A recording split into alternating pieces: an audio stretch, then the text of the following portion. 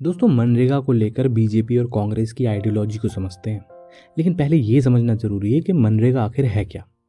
ये एक सरकारी स्कीम है जिसका मेन एम है गांव के लोगों को रोज़गार देना।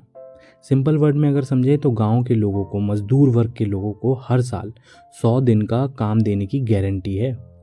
काम मजदूरी टाइप का होगा, जैसे रोड बनाना, तालाब खुदवाना जैसे काम इसमें शामिल होंगे। मजदूरी का जो पैसा है वो सीधा बैंक अकाउंट में आता है।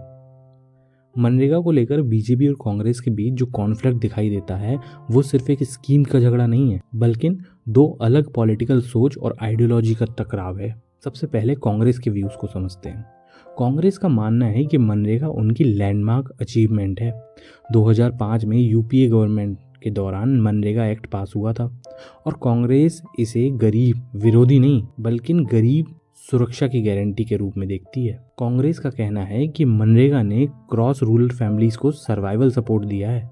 इकोनॉमी स्लो डाउन, कोविड जैसी क्राइसिस में मनरेगा लाइफलाइन बनी है। बीजेपी सरकार बजट कम करके और पेमेंट डिले करके स्कीम को वीक कर रही है। आधार ऐप, डिजिटल अटेंडेंस जैसे रूल से गरीब इस स्कीम से बाहर हो रहे हैं। कांग्रेस के लिए मनरेगा सिर्फ स्कीम नहीं है बल्कि राइट टू वर्क का एक सिंबल है और गांधी जी का नाम इस आइडियोलॉजी का हिस्सा है। अब बात करते हैं बीजेपी के पॉइंट ऑफ व्यू से। बीजेपी की मनरेगा को बिल्कुल एक अलग नज़रिए से देखती है। बीजेपी का कहना है कि मनरेगा पॉवर्टी रिमूवल का परमानेंट सॉल्यूशन नहीं है। ये स्कीम लोगों को प्रोडक्टिव एम्प्लॉयमेंट की बजाय डेली वेजेस डिपेंडेंसी में डालती है।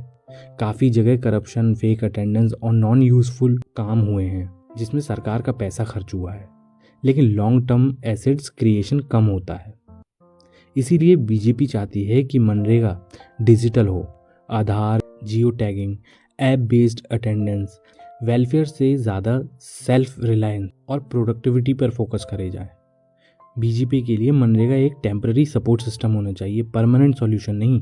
दोस्तों, असली कॉन्फ्लिक्ट मनरेगा होना या ना होने पर नहीं है, बल्कि कांग्रेस ये चाहती है कि रोजगार पहले और सिस्टम बाद में। बीजेपी का मानना है सिस्टम और प्रोडक्टिविटी पहले, ताकि रोजगार नेचुरली आएगा।